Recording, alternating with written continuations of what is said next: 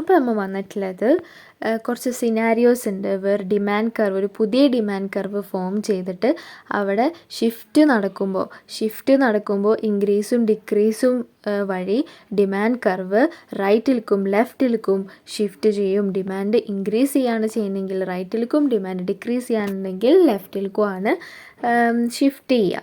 Okay, there a new demand curve will be forming there. Okay, പിന്നെ ഇവിടെ ഫസ്റ്റത്തെ ലെഫ്റ്റിൽ ഫസ്റ്റ് നോക്കിക്കഴിഞ്ഞാൽ മനസ്സിലാവും ഇൻക്രീസ് ഇൻ ഡി കർവ് എന്ന് പറഞ്ഞാൽ റൈറ്റിലേക്ക് ഷിഫ്റ്റ് ചെയ്യും. അതിൻ്റെ കുറച്ച് നമുക്ക് ഇക്കണോമിക്സിൽ നമുക്ക് അറിയുന്ന കുറച്ച് കാര്യങ്ങൾ കാരണമാണ് അതെന്ത് ചെയ്യുന്നത്, ഷിഫ്റ്റ് ചെയ്യുന്നത്. ആ കുറച്ച് കാര്യങ്ങളെയാണ് ഡിറ്റർമിനൻസ് എന്ന് പറയുന്നത് അല്ലേ.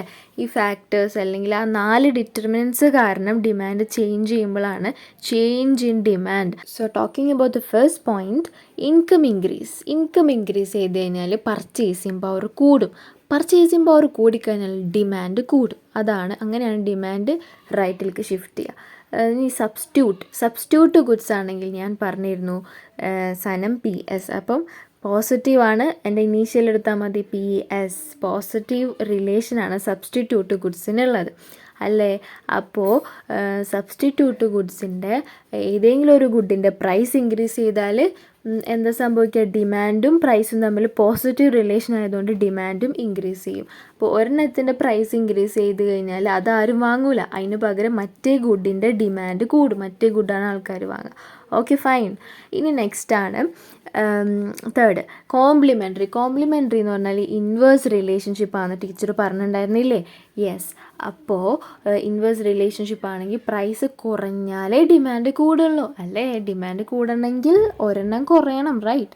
സോ പ്രൈസ് കുറഞ്ഞാൽ ഡിമാൻഡ് കൂടുന്നു. അങ്ങനെ ഡിമാൻഡ് കൂടിയാൽ ഡിമാൻഡ് കർവ് റൈറ്റിലേക്ക് ഷിഫ്റ്റ് ചെയ്യുന്നു. ഇനി ഫോർത്ത് പോയിന്റ് ആണ് increasing number of buyers. Yes, number of buyers increase ചെയ്താൽ, പോപ്പുലേഷൻ ഇൻക്രീസ് ചെയ്താൽ, ബയേഴ്സ് അധികം കൂടിക്കഴിഞ്ഞാൽ ഞാൻ മാത്രം പർച്ചേസ് ചെയ്യാൻ പോയി കഴിഞ്ഞാൽ ഞാൻ കുറച്ച് മേടിക്കുള്ളൂ. പക്ഷേ ഞാനും എൻ്റെ ക്ലാസ്സിലത്തെ 30 പിള്ളേരും കൂടി പർച്ചേസ് ചെയ്യാൻ പോയി കഴിഞ്ഞാൽ we will purchase a lot of things, right. So that is what here seeing. Population increase ചെയ്ത് കഴിഞ്ഞാൽ demand curve will shift to right because of the increase in demand. And next is wealth എന്ന് പറഞ്ഞാലും ഈ same as income increase പോലെ തന്നെയാണ് wealth എന്ന് പറഞ്ഞാൽ. Purchasing power കൂടും, ആസ്തി കൂടാണല്ലോ. ഒരു കാര്യം പറയാൻ ഡിമാൻഡിലും വെൽത്തിലും ഒരു എക്സെപ്ഷണൽ കേസ് ഉണ്ട്. ഇൻകം ഇൻക്രീസ് ചെയ്ത് കഴിഞ്ഞാൽ ഡിമാൻഡ് ഡിക്രീസ് ചെയ്യുന്ന ഒരു ഗുഡില്ലേ, ഏതാണത്? Inferior good. വെൽത്തിനെ കുറിച്ച് പറയുമ്പോൾ വെൽത്ത് ആയാലും ഇൻകം ആയാലും അവിടെ ഒരു ഗുഡ് ഉണ്ട്. ഇൻകം ഇൻക്രീസ് ചെയ്ത് കഴിഞ്ഞാൽ, ഈ വെൽത്ത് ഇൻക്രീസ് ചെയ്ത് കഴിഞ്ഞാൽ അതിനോടുള്ള ഡിമാൻഡ് കുറയും. നമുക്ക് റേഷൻ കടയിൽ നമ്മൾ ഇൻകം കൂടിയ ഒരാൾ റേഷൻ കടയ്ക്ക് പോകും ഇല്ലല്ലോ. അതാണ് ഇവിടെ ഉദ്ദേശിച്ചത്.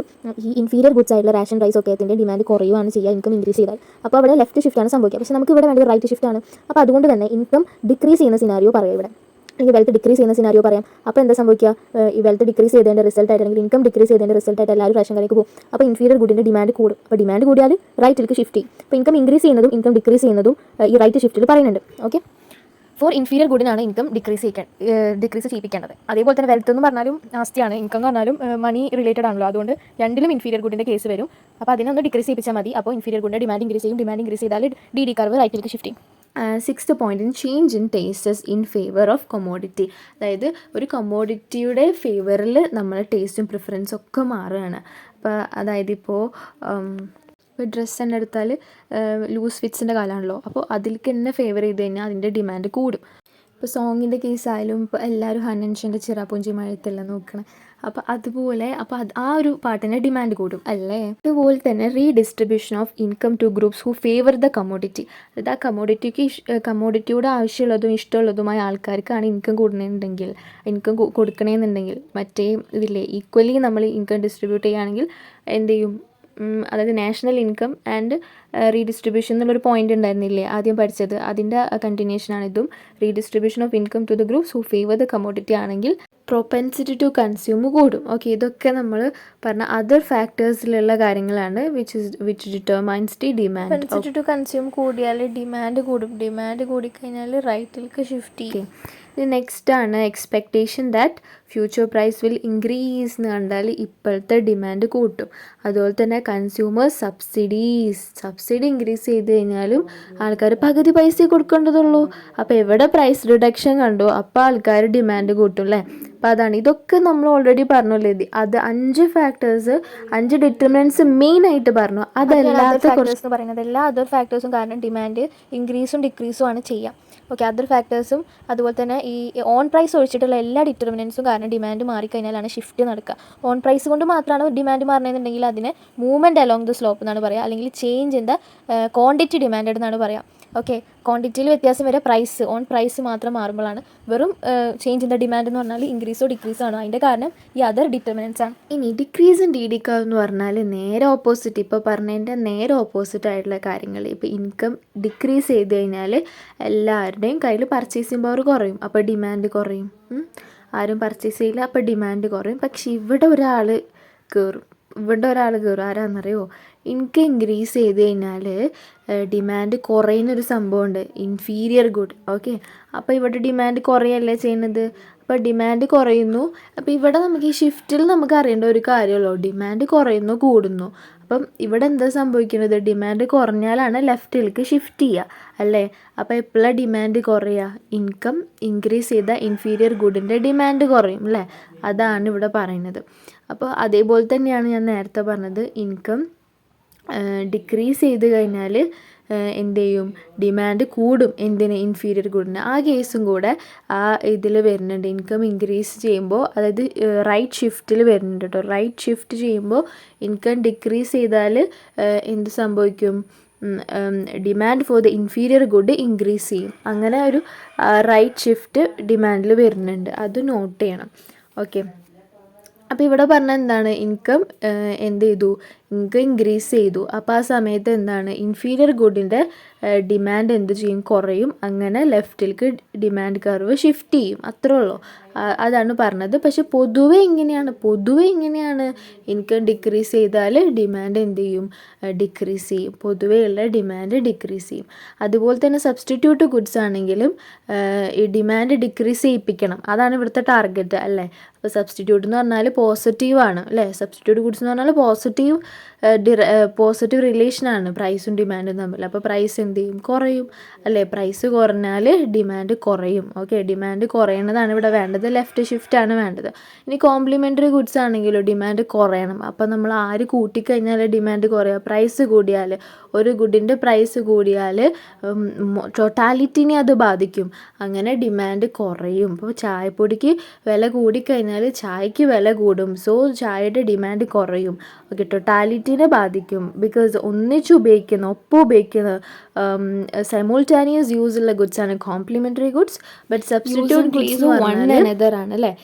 സെയിം സാറ്റിസ്ഫാക്ഷൻ തരുന്ന ഗുഡ്സ് ആണ് അത്. ഓക്കെ, അപ്പോൾ കോംപ്ലിമെൻ്ററി ഇൻവേഴ്സ് റിലേഷനാണ്, അങ്ങനെ കാണിച്ചാൽ മതി. ഇനി നെക്സ്റ്റ് ആണ് decrease in the number of buyers കുറഞ്ഞു, ഞാൻ മാത്രമേ പോയി വാങ്ങിച്ചുള്ളൂ.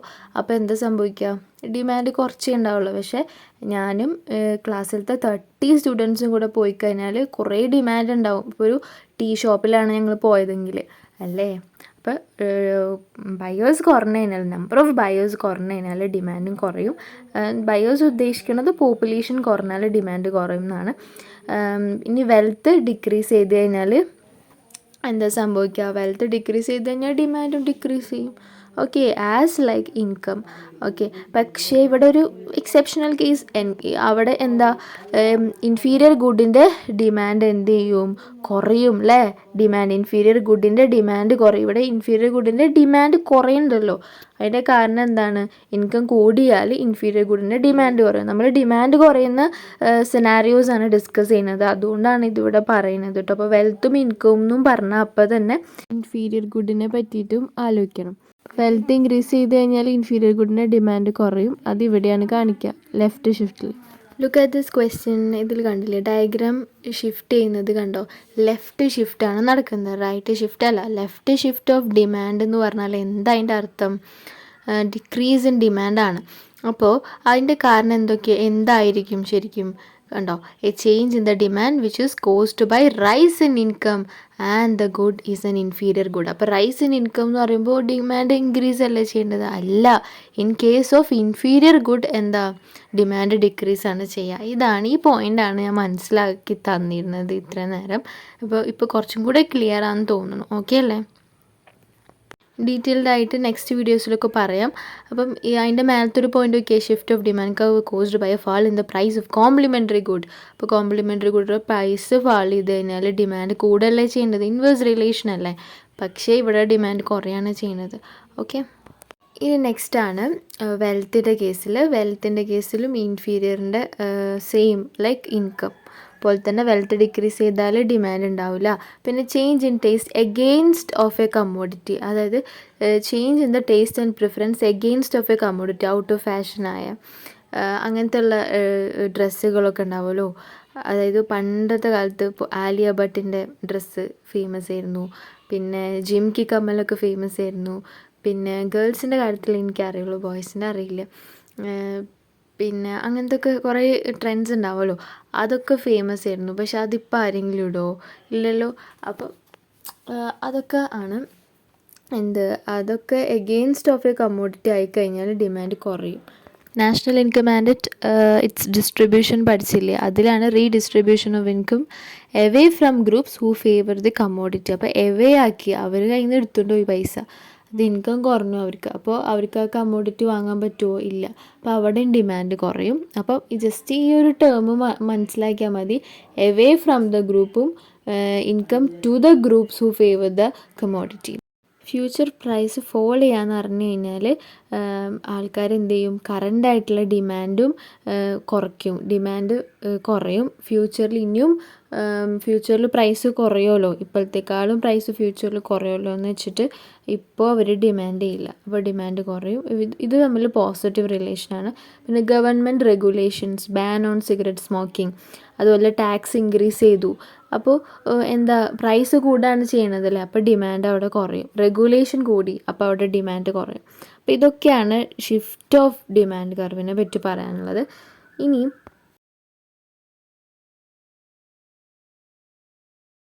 ഞാൻ നേരത്തെ പറഞ്ഞ പോയിൻ്റ് അതേ റിപ്പീറ്റേഷനാണ്. Change in the quantity demanded, അതായത് ക്വാണ്ടിറ്റി ഡിമാൻഡഡ് എന്ന് പറഞ്ഞാൽ ഓൺ പ്രൈസ് കാരണം മാത്രമാണ് ഡിമാൻഡ് ചേഞ്ച് ആവുള്ളൂ. അപ്പോൾ അതിന് മൂവ്മെൻറ്റ് അലോങ് ദി സ്ലോപ്പ് എന്ന് പറയും, എക്സ്പാൻഷൻ ആൻഡ് കോൺട്രാക്ഷൻ എന്ന് പറയും. എക്സ്പാൻഷൻ ഓഫ് ഡിമാൻഡ് എന്ന് പറഞ്ഞാൽ ഡൗൺവേർഡ് മൂവ്മെൻ്റ് ആണ്, കോൺട്രാക്ഷൻ ഓഫ് ഡിമാൻഡ് എന്ന് പറഞ്ഞാൽ അപ്വേർഡ് മൂവ്മെൻ്റ് ആണ്. അപ്പോൾ CU എന്ന് ഞാൻ പറഞ്ഞു, CA അല്ല കേട്ടോ, CU എന്നൊക്കെ ഞാൻ കോഡ് പറഞ്ഞു തന്നില്ലേ? അപ്പോൾ അതൊക്കെ ഓർത്ത് പഠിക്കുക. പിന്നെ ചേഞ്ച് ഇൻ ഡിമാൻഡ്, വെറും ഡിമാൻഡ് ചേഞ്ച് എന്ന് പറഞ്ഞാൽ അത് ഡിറ്റർമിനൻസ് കാരണം മാറുന്നതാണ്. അപ്പോൾ അതിന് ഷിഫ്റ്റ് ഓഫ് DD കർവ് എന്നാണ് പറയുക. അത് ഇൻക്രീസും ആവാം, അതുപോലെ തന്നെ ഡിക്രീസും ആകാം. ഓക്കെ, അപ്പം അതിന് ഇൻക്രീസ് ഓർ ഡിക്രീസ് എന്നാണ് പറയുക. അത് വെറും ഡിമാൻഡ് മാറുന്നു, അത് കാരണം ഡിറ്റർമിനൻസും ഉണ്ട്. ഇനി അടുത്തത് അഡ്വർടൈസ്മെൻറ്റ്. അതിന് തന്നെയാണ് സെയിൽസ് പ്രൊമോഷൻ എന്ന് പറയുക. സെയിൽസ് കൂട്ടാൻ വേണ്ടി ചെയ്യുന്ന പരിപാടിയാണ് അഡ്വർടൈസ്മെൻറ്റ്. അപ്പോൾ അതുകൊണ്ട് സെയിൽസ് പ്രൊമോഷനിലാണ് അത് കൂട്ടുക. അപ്പോൾ അത് ഇൻക്രീസ് ചെയ്ത് കഴിഞ്ഞാൽ ഡിമാൻഡ് കർവിൽ ഷിഫ്റ്റ് ടു ദ റൈറ്റ് ആണ്. ഓക്കെ, അതുപോലെ തന്നെ നെക്സ്റ്റ് ഇമ്പോർട്ടൻറ്റ് ടോപ്പിക്കാണ് ഞാൻ എടുക്കാൻ പോകുന്നത്, elasticity of demand. Elasticity of demand ആണ് നമ്മളെ ടോപ്പിക്ക്. വളരെ സിമ്പിളാണ്. അതായത് ഇലാസ്റ്റിസിറ്റി എന്ന് പറഞ്ഞാൽ എത്രത്തോളം റെസ്പോൺസ് ഉണ്ടെന്നാണ്. ഓരോ ഡിറ്റർമിനൻ്റ് കാരണം ഡിമാൻഡ് മാറും എന്ന് പറഞ്ഞു അല്ലേ? അപ്പോൾ എത്രത്തോളം ഡിമാൻഡ് മാറി നമുക്കിങ്ങനെ മെഷർ ചെയ്യാൻ പറ്റില്ലേ?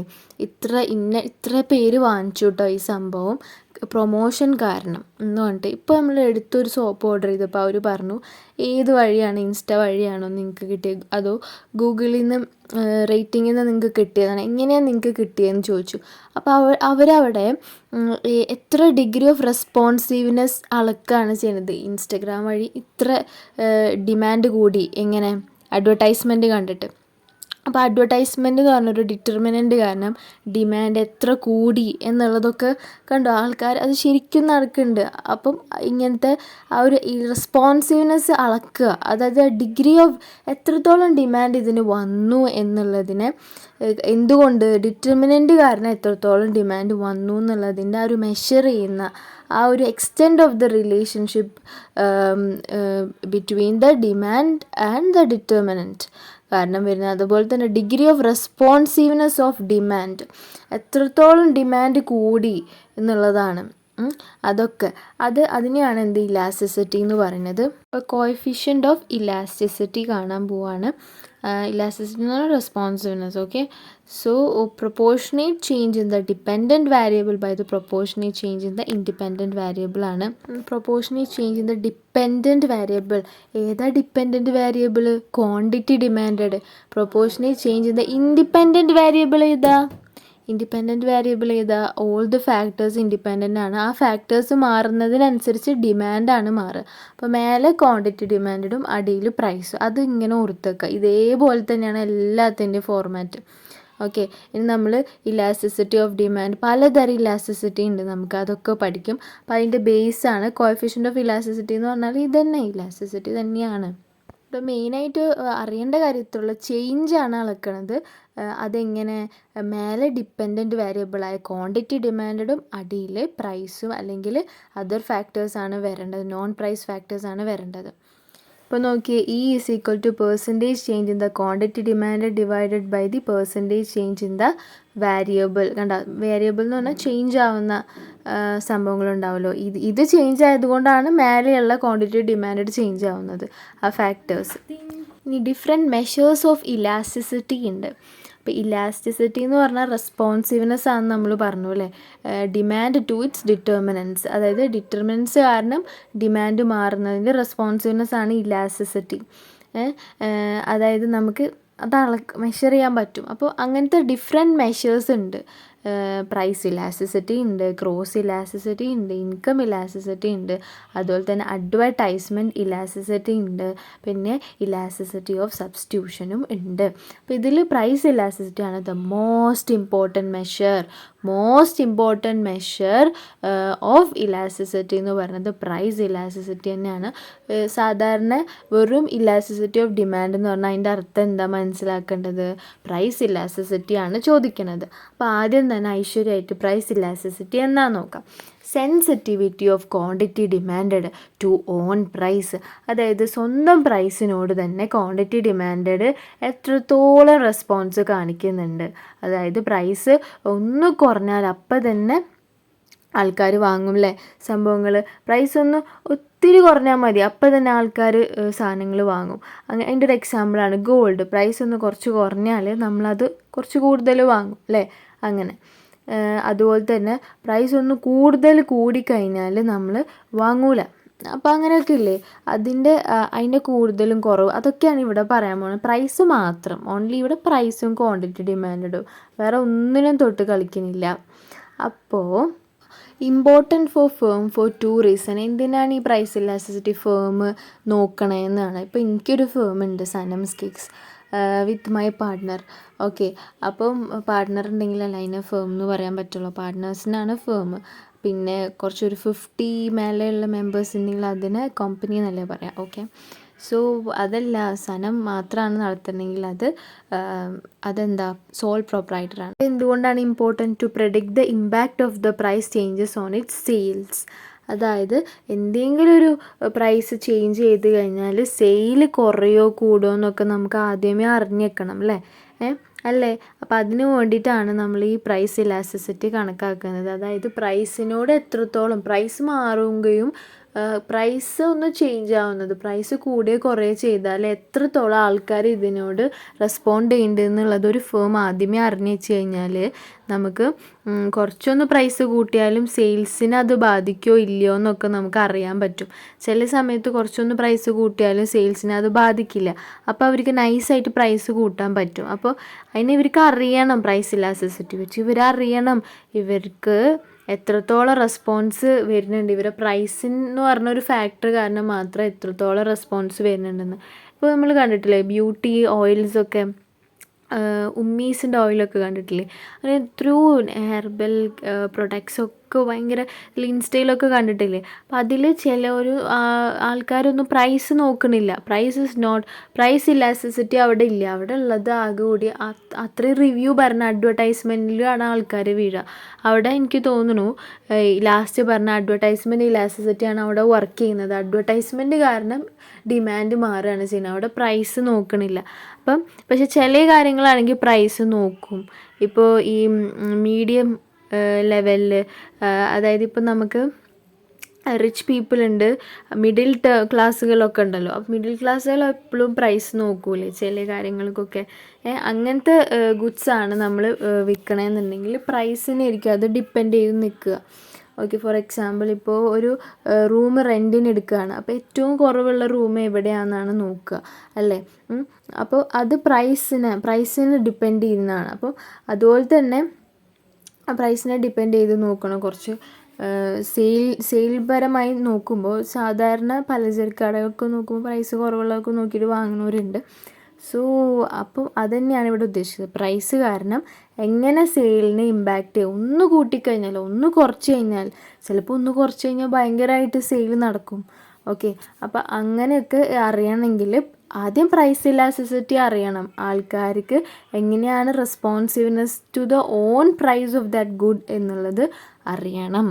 ഓക്കെ, പിന്നെ guides firms profit maximising pricing decision.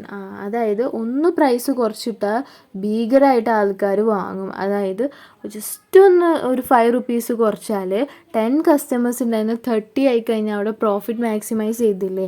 അപ്പോൾ അതിനൊക്കെ വേണ്ടി ഹെൽപ്പ് ചെയ്യും ഈ പ്രൈസ് ഇലാസ്റ്റിസിറ്റി കണ്ടെത്തിക്കഴിഞ്ഞാൽ. അപ്പോൾ ഇപ്പോൾ നിങ്ങൾ ചോദിക്കും ഇതൊക്കെ എന്തിനാണ് പറയുന്നത്.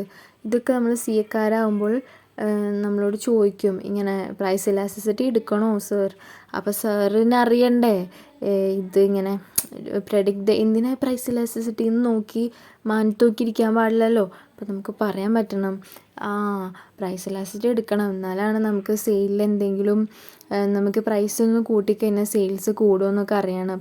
ചില സമയത്ത് പ്രൈസ് നമ്മൾ കുറച്ച് ഭയങ്കരമായിട്ട് കൂട്ടിക്കഴിഞ്ഞാലും നമ്മളെ പ്രൈസ് അല്ല കസ്റ്റമേഴ്സ് നോക്കണത്, നമ്മളെ ക്വാളിറ്റിയാണ് നോക്കണമെന്നുണ്ടെങ്കിൽ നമുക്ക് പ്രോഫിറ്റ് കിട്ടാൻ ചാൻസ് ഉണ്ട് എന്ന് പറഞ്ഞ് ഈ രണ്ടാമത്തെ പോയിന്റില്ലേ guides firms profit maximising pricing decisions എന്ന് പറഞ്ഞതില്ലേ, അത് വർക്ക് ചെയ്യും. അപ്പോൾ ആ സിഎക്കാരൻ അത് പറഞ്ഞു കൊടുത്തുകൊണ്ടാണ് കേട്ടോ നമ്മൾ കമ്പനിക്ക് ഇത് കിട്ടിയെന്നുണ്ട് നിങ്ങൾക്ക് ക്ലാപ്പൊക്കെ കിട്ടും. ഓക്കെ, അപ്പോൾ അതിന് വേണ്ടിയിട്ട് പറഞ്ഞതെന്നാണ്. ഇനി എങ്ങനെ EP കാണുന്നത്, അപ്പോൾ സംഭവം എങ്ങനെ കാണാമെന്നറിയണ്ടേ. ഇതൊക്കെ അഡ്വൈസ് ചെയ്യാനൊക്കെ പറ്റും നമുക്ക്. ഇതെങ്ങനെ കാണുക, percentage change in the quantity demanded by percentage change in the price. അപ്പോൾ മേലെ എപ്പോഴും ഡിപ്പെൻഡൻറ്റ് ബൈ ദ ഇൻഡിപെൻഡൻറ്റ്. അപ്പം എനിക്ക് എക്സാമിന് പോയിരുന്നപ്പോഴും പടച്ചോനെ ഇത് മേലെ ഡിമാൻഡാണോ അടിയിൽ പ്രൈസാണോ അതോ മേലെ പ്രൈസാണോ അടിയിൽ ക്വാണ്ടിറ്റി ഡിമാൻഡാണോ എന്ന് ചോദ്യം കൺഫ്യൂഷൻ വന്നിരുന്നു. അപ്പോഴാണ് എനിക്ക് ഈ ഡെഫിനേഷൻ ഓർമ്മ വന്നത്. മേലെ ഡിപ്പെൻഡൻറ്റ് അടിയിൽ ഇൻഡിപെൻഡൻറ്റ് ഞാൻ എപ്പോഴും പറയായിരുന്നു. അപ്പം change in the percentage change in the price. അപ്പോൾ ഇവിടെ 3 കാര്യങ്ങളുണ്ട്. പെർസെൻറ്റേജ് ഉണ്ട്, ചേഞ്ച് ഉണ്ട്, മേലെ ക്വാണ്ടിറ്റി ഡിമാൻഡ് ഉണ്ട്, അടിയിലും പെർസെൻറ്റേജ് ഉണ്ട്, ചേഞ്ച് ഉണ്ട്, അതുപോലെ തന്നെ പ്രൈസും ഉണ്ട്. അപ്പോൾ ഈ അതർ തിങ്സ് ബീങ് ഈക്വൽ അത് മറക്കരുത്. അതർ തിങ്സ് ബീങ് ഈക്വൽ മറ്റുള്ള ഒരു ഡിറ്റർമിനൻറ്റിനെയും തൊടാൻ പാടില്ല. അതിനൊക്കെ ഫ്രീസ് ചെയ്ത് വെച്ചോളൂ കേട്ടോ. അല്ലാന്നുണ്ടെങ്കിൽ മറ്റുള്ളവരെ ഒന്നും പറ്റി അഡ്വർടൈസ്മെൻറ്റിനെ പറ്റി ഇപ്പോൾ ചിന്തിക്കാൻ പാടില്ല, വേറെ ഒന്നിനെ പറ്റി ചിന്തിക്കാൻ പാടില്ല. Only price and the quantity. Percentage change in the price separate കാണാൻ പറയാം. അതായത് ഇപ്പോൾ ഈ ഡിനോമിനേറ്ററിലുള്ള സംഭവമില്ലേ, ന്യൂമറേറ്ററിൽ change in quantity demand percentage, അടിയിൽ ചിലപ്പോൾ നമുക്ക് തരില്ല. EP തരും, മേലത്തെ ന്യൂമറേറ്ററും തരും, ഡിനോമിനേറ്റർ തരില്ല. അപ്പോൾ അത് സെപ്പറേറ്റ് നമുക്ക് കാണേണ്ടി വരും. അപ്പോൾ അത് കാണാനുള്ള ഫോർമുലയാണ് percentage change in the price. ഈ ട്രയാങ്കിൾ പോലെ തന്നെ എന്തെന്നാണ് പറയുക, നമ്മൾ ഡെൽറ്റ എന്നാണ് പറയുക, അല്ലെങ്കിൽ ചേഞ്ച് എന്നാണ് പറയുക. ഇത് അറിയുന്നതുകൊണ്ടാട്ടോ ഞാൻ ഇത് പറഞ്ഞുതരാൻ. പിന്നെ change in the price by the original price into 100. അപ്പോൾ എങ്ങനെ ചേഞ്ച് ഇൻ ദ പ്രൈസ് കാണുക, ന്യൂ പ്രൈസ് എന്ന് പറഞ്ഞാൽ പുതിയ പ്രൈസ്, അതിൽ നിന്ന് പഴയ പ്രൈസ് കുറച്ചാൽ മതി. അപ്പം നമുക്ക് ആ ചേഞ്ച് ഇൻ ദ പ്രൈസ് കിട്ടും. Okay, by the original price അതായത് ബേസ് പ്രൈസ് ചെയ്താൽ ഇൻറ്റു 100 കൊടുത്തു കഴിഞ്ഞാൽ, അതായത് ഡെൽറ്റ P/P ഇൻറ്റു 100 കൊടുത്തു കഴിഞ്ഞാൽ പെർസെൻറ്റേജ് ആയതുകൊണ്ടാണ് ഇൻറ്റു 100 കൊടുക്കുന്നത്. ഓക്കെ, അപ്പോൾ നമുക്ക് പെട്ടെന്ന് ആൻസർ കിട്ടും. അപ്പോൾ ഇനി പറയാൻ പോണതാണ് മെയിനായിട്ടുള്ള കാര്യം. ഇങ്ങനെ ക്വസ്റ്റ്യൻസ് വരുമ്പോൾ എപ്പോഴും ഈ ഒരു ഫോർമുല മാത്രം അപ്ലൈ ചെയ്താൽ മതി. ഇതാണ് നമ്മളെ മെയിൻ ഫോർമുല. അപ്പോൾ ഞാൻ പറഞ്ഞിട്ടുണ്ടായിരുന്നില്ല ഈ ഡിനോമിനേറ്റർ ആയിട്ടുള്ള പെർസെൻറ്റേജ് ചേഞ്ച് ഓഫ് പ്രൈസ് കാണാനുള്ള ഫോർമുല എന്തായിരുന്നു? Change divided by the original price into 100 അല്ലേ. അപ്പം അതേപോലെ തന്നെ ഈ ന്യൂമറേറ്ററും അങ്ങനെ തന്നെ ചെയ്യാൻ പറ്റില്ല. നമുക്ക് percentage change in the quantity demand കാണാനായിട്ടുള്ള ഫോർമുല അപ്ലൈ ചെയ്താൽ മതിയില്ലേ. അപ്പോൾ അതാണ് സെക്കൻഡ് സ്റ്റെപ്പിൽ ചെയ്തത്. കണ്ടോ, change in the quantity demand by the original quantity into 100 ചെയ്തു. അപ്പോൾ change in the quantity demand by the original quantity by change in the price by the price എന്നുള്ളത് മാത്രമാക്കണം. കാരണം ന്യൂമറേറ്റർ ഫ്രാക്ഷനിൽ 100 ഉണ്ട്, ഡിനോമിനേറ്റർ ഫ്രാക്ഷനിൽ 100 ഉണ്ട്. അപ്പോൾ 100 ഒക്കെ ക്യാൻസലായി പോവും. അങ്ങനെ നമുക്ക് കിട്ടുക change in the quantity by quantity ആയിരിക്കും കിട്ടുക. ന്യൂമറേറ്റർ എടുക്കുക. എന്നിട്ട് അറിയാലോ, ഫ്രാക്ഷൻ ഇൻ ഡിവിഷൻ വന്നാലൊരു പ്രോപ്പർട്ടി ഉണ്ട്. എന്താണ്? റെസിപ്രോക്കൽ മൾട്ടിപ്ലിക്കേഷൻ ആക്കിയിട്ട് നമുക്ക് എഴുതാൻ പറ്റും അല്ലേ. ആ ഫ്രാക്ഷനെ റെസിപ്രോക്കൽ മൾട്ടിപ്ലിക്കേഷൻ ആക്കിയിട്ട് നമുക്ക് എഴുതാൻ പറ്റും. അപ്പോൾ അതാണ് ഈ തേർഡ് സ്റ്റെപ്പിൽ നമ്മൾ കണ്ടത്. Division is the reciprocal multiplication എന്ന് പറയില്ലേ. അപ്പോൾ എന്താ ചെയ്താൽ മതി? ആ പി റെസിപ്രോക്കലായിട്ട് തിരിച്ചു വരും. P by change in the price ആവും. ഇനീഷ്യലി അതെന്തായിരുന്നു? Change in the price by P ആയത്. ഇപ്പോൾ അതെന്താവും? ഫ്രാക്ഷൻ എന്താണ്? ഡിവിഷൻ ഇൻ ഫ്രാക്ഷൻ എന്ന് പറഞ്ഞാൽ റെസിപ്രോക്കൽ മൾട്ടിപ്ലിക്കേഷനാണ് ഡിവിഷൻ എന്ന് പറഞ്ഞാൽ അല്ലേ. അപ്പോൾ price by the change in the price വരും. അപ്പോൾ ഇവിടെ നമുക്കൊരു സൂത്രം ചെയ്യാമല്ലോ. അപ്പം ഇൻറ്റുവിൻ്റെ കാര്യത്തിൽ നമുക്ക് അങ്ങനെ ഓർഡർ ഒന്നുമില്ല അല്ലേ. 1 × 2 എന്ന് പറഞ്ഞാലും 2 × 1 എന്ന് പറഞ്ഞാൽ ആൻസറൊക്കെ എന്താണ്? 2 തന്നെയാണ്. ഇപ്പോൾ കണ്ടോ, ന്യൂമറേറ്ററിൽ നമ്മൾ എങ്ങനെയാണ് ഇൻറ്റു ചെയ്യുക? 1 × 2 = 2. അങ്ങനെ ന്യൂമറേറ്റേഴ്സ് മാത്രമാണ് ഫ്രാക്ഷനിൽ ആദ്യം ചെയ്യുക. പിന്നെ ഡിനോമിനേറ്റേഴ്സ് മാത്രമാണ് ഫ്രാക്ഷനിൽ രണ്ടാമത് ചെയ്യുക. അപ്പോൾ അങ്ങനെ ചെയ്യുമ്പോൾ ഈ 1/2 × 2/1 എന്നുള്ളത് ആൻസർ 2/2 ആണ് കിട്ടുക അല്ലേ. അപ്പോൾ അതേപോലെ തന്നെ ഇനിയിപ്പോൾ ഈ ഡിനോമിനേറ്റർ 2 മറ്റോടത്ത് 1 അല്ലേ. അതിന് പകരം ഡിനോമിനേറ്റർ 1 മറ്റോടത്ത് 2 ആയാലും ആൻസർ എന്തായിരിക്കും? ഡിനോമിനേറ്ററിൻ്റെ 2 തന്നെയായിരിക്കും. അതേപോലെ തന്നെ ഇവിടെ നോക്കിക്കഴിഞ്ഞാൽ ഈ ചേഞ്ച് ഇൻ ദ ക്വാണ്ടിറ്റീനെയും ഈ ചേഞ്ച് ഇൻ ദ പ്രൈസിനെയും ഒരു ഭാഗത്തേക്ക് കൊണ്ടുവന്നൂടെ നമുക്ക്? കാരണം ഇൻറ്റുവിൽ 1 × 2 എന്ന് പറഞ്ഞാലും 2 × 1 എന്ന് പറഞ്ഞാലും ഒക്കെ സെയിം അല്ലേ. കാരണം ഡിനോമിനേറ്റേഴ്സ് ആണല്ലോ ഇൻറ്റു ചെയ്യുന്നത്. ഓക്കെ, അപ്പോൾ ആ ചേഞ്ച് ഇൻ ദ പ്രൈസിനെ ഒരുമിച്ച് കൊണ്ടുവന്നു. പിന്നെ ആ പ്രൈസ് ബൈ ദ ആ ക്വാണ്ടിറ്റീനെ ഇപ്പുറത്തേക്കും കൊണ്ടുവന്നു. അതായത് റൈറ്റ് ഹാൻഡ് സൈഡിലേക്കും കൊണ്ടുവന്നു. അപ്പോൾ എന്തായി? റൈറ്റ് ഹാൻഡിലത്തെ ഫ്രാക്ഷനിലേക്കും കൊണ്ടുവന്നു. അപ്പോൾ എന്തായി? P/Q ആയി. അപ്പോൾ ഒന്ന് നോക്കി, ഇപ്പോൾ ഈ ഫോർമുല ബൈ ഹാർട്ട് ചെയ്യാൻ വളരെ സിമ്പിളാണ്. ചേഞ്ച് ഇൻ ദ ക്വാണ്ടിറ്റി എപ്പോഴും അറിയാലോ അല്ലേ. Dependent by the independent. അതേപോലെ തന്നെ change in the quantity by the change in the price into പിന്നെ സെക്കൻഡ് അല്ലെങ്കിൽ റൈറ്റ് ഹാൻഡ് സൈഡിലത്തെ ഫ്രാക്ഷൻ്റെ മേലെ നോക്കിയേ, അതിൻ്റെ ന്യൂമറേറ്റർ നോക്കിയേ, ആ ഒരു പ്രൈസാണ് വരുന്നത്. ചേഞ്ച് ഇൻ ദ പ്രൈസ് കഴിഞ്ഞിട്ട് നേരെ നോക്കുന്നത് ഇങ്ങോട്ട് ആ പ്രൈസ് മെക്കന്നെ ബൈ ദ ക്വാണ്ടിറ്റി. അതായത് ഇവരെ നമ്മൾ ക്രോസ് ചെയ്ത് കഴിഞ്ഞാൽ കണ്ടോ ഇവർ തമ്മിൽ റിലേഷൻ ചേഞ്ച് ഇൻ ദ പ്രൈസും ക്വാണ്ടിറ്റിയും ചേഞ്ച് ഇൻ ദ ക്വാണ്ടിറ്റിയും. അപ്പോൾ മറക്കാണ്ട് നോക്കേണ്ടത് first change in the quantity ആണ് വരിക, അല്ലെങ്കിൽ ചേഞ്ച് ഇൻ ദ പ്രൈസാണ് വരിക ഡിനോമിനേറ്ററിൽ. അങ്ങനെയുള്ള ആ ഒരു ഭാഗം എന്തായാലും ഓർമ്മിച്ച് വെക്കുക. അല്ലാണ്ട് പ്രൈസ് ബൈ ക്വാണ്ടിറ്റി അല്ല ആദ്യം വരിക. അപ്പോൾ ഈ ക്വസ്റ്റ്യനാണ്, ഇങ്ങനത്തെ ക്വസ്റ്റ്യൻസാണ് ഇതിന്ന് വരികയുള്ളൂ. ഓക്കെ, പിന്നെ ചിലപ്പോൾ ഞാൻ പറഞ്ഞ പോലെ percentage change in the price ഒറ്റയ്ക്ക് ചിലപ്പോൾ ചോദിക്കും. അപ്പോൾ എന്ത് ചെയ്താൽ മതി? Just change in the price by the original price into 100 ചെയ്താലും നമുക്ക് കിട്ടും. ഈ വക പ്രോബ്ലംസൊക്കെ ഞാൻ സെപ്പറേറ്റ് ഒരു വീഡിയോയിൽ ഡിസ്കസ് ചെയ്യാം. Okay. The greater the value of elasticity, the more sensitive quantity demanded to price എന്നാണ് പറയുന്നത്.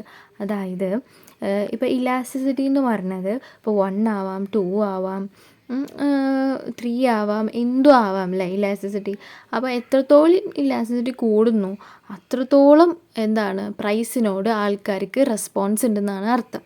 ഓക്കെ, ഈ negative sign on the elasticity of demand illustrate the law of demand. അപ്പം പ്രൈസ് ഇൻക്രീസ് ചെയ്യുമ്പോൾ എപ്പോഴും demand decrease അല്ലേ ചെയ്യുന്നത്. ഇവർ തമ്മിലൊരു പൊരുത്തമില്ല.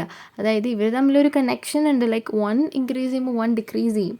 But what is happening there is A inverse relation. അപ്പോൾ ആ ഇൻവേഴ്സ് ഉള്ളതുകൊണ്ട് തന്നെ നെഗറ്റീവ് സൈൻ എപ്പോഴും ഒരു കോഎഫിഷ്യൻ്റ് ആയിട്ട് ഇലാസ്റ്റിസിറ്റീൻ്റെ ഒപ്പം ഉണ്ടായിരിക്കും. അപ്പം ഇവരെ എങ്ങനെയാണ് നമ്മൾ ഡിനോട്ട് ചെയ്യുന്നത്? നെഗറ്റീവ് ഇൻഫിനിറ്റി ടു 0 എന്നാണ് ഡിനോട്ട് ചെയ്യുന്നത്. അതായത് ഇവർക്ക് എപ്പോഴും നെഗറ്റീവ് സൈൻ ഉണ്ടായിരിക്കും. അപ്പോൾ ഇവർ ഒരു നമ്പർ ലൈനിൽ അറിയാലോ, നെഗറ്റീവ് ഇൻഫിനിറ്റി തൊട്ട് ഇൻഫിനിറ്റി വരെ നമ്പേഴ്സ് ഉണ്ട് നമുക്ക്. അതിൽ ഈ നെഗറ്റീവ് നമ്പേഴ്സ് മാത്രം എടുക്കാൻ പാടുള്ളൂ എന്ന് പറഞ്ഞാൽ അതിൻ്റെ അർത്ഥം എന്താ? നെഗറ്റീവ് ഇൻഫിനിറ്റി തൊട്ട് 0 വരെ നമ്മൾ എടുക്കാൻ പാടുള്ളൂ. അപ്പോൾ വാല്യൂ ഓഫ് പ്രൈസ് ഇലാസ്റ്റിസിറ്റി എപ്പോഴും ഇതിൻ്റെ ഉള്ളിലായിരിക്കും ഉണ്ടായിരിക്കുക. പക്ഷെ നമ്മൾ ഈ റിയൽ സിനാരിയോയിൽ നെഗറ്റീവ് ഒക്കെ ഉപയോഗിക്കുന്നത് മണ്ടത്തരാണ്, അല്ലെങ്കിൽ അത് പ്രാക്ടിക്കൽ അല്ല. So for the purpose, so price elasticity is negative എന്നുള്ളത് നമ്മൾ മറക്കണം. Okay, we consider the absolute size മാത്രം എടുക്കുക. ആബ്സല്യൂട്ട് സൈസ് എന്ന് പറഞ്ഞാൽ പോസിറ്റീവ് ആക്കിയിട്ട് അതിനെ എടുക്കും. ഇപ്പം നെഗറ്റീവ് 1.22 ആണ് EP എങ്കിൽ 1.22 ആക്കി എടുക്കും. EP എന്ന് പറഞ്ഞാൽ ഇലാസ്റ്റിസിറ്റി ഓഫ് പ്രൈസ് എന്നാണ് അർത്ഥം. അപ്പോൾ we consider only numerical value അല്ലെങ്കിൽ മാഗ്നിറ്റ്യൂഡ് എന്ന് പറഞ്ഞാൽ ഈ 1, 2, 3 സംഭവങ്ങളൊക്കെ ഉണ്ടാവുമല്ലോ, അതായത് മെഷറബിൾ ക്വാണ്ടിറ്റിനാണ് മാഗ്നിറ്റ്യൂഡ് എന്ന് പറയാം. അപ്പം അതന്നെ. അപ്പോൾ greater the absolute coefficient greater is the price elasticity. അതായത് ഇപ്പോൾ നമുക്ക് 1, 2, 3 എന്നൊക്കെ പറയും തോറും എന്താണ്, അങ്ങനെയൊക്കെ ആയി വരും തോറും പ്രൈസ് ഇലാസ്റ്റിസിറ്റി കൂടുതലാണ്. അതായത് ഗ്രേറ്റർ റെസ്പോൺസാണ്, ഇലാസ്റ്റിസിറ്റി കൂടുതലാണെന്നാണ് അർത്ഥം.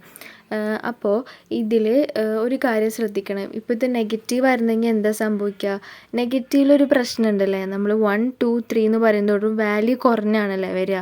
നെഗറ്റീവ് 1, 2, 3 എന്നൊക്കെ പറയുമ്പോൾ വാല്യൂ കുറഞ്ഞാണ് വരിക. പക്ഷെ നേരെ മറിച്ച് -2, -1 ഇങ്ങനെ 1ൻ്റെ അടുത്തേക്ക് വരും തോറും അല്ലേ വാല്യൂ കൂടുക. അപ്പോൾ അതൊന്നും, ആ ഒരു കൺഫ്യൂഷൻസ് ഒന്നും ഇല്ലാണ്ടിരിക്കാനാണ് നമ്മളെന്ത് ചെയ്തത് നെഗറ്റീവ് സൈൻ അങ്ങോട്ട് ഒഴിവാക്കിയത്. ഓക്കെ, പ്ലീസ് ഒന്ന് സബ്സ്ക്രൈബ് ചെയ്യണേ, ഷെയറും കൂടി ചെയ്യണേ. ബൈ.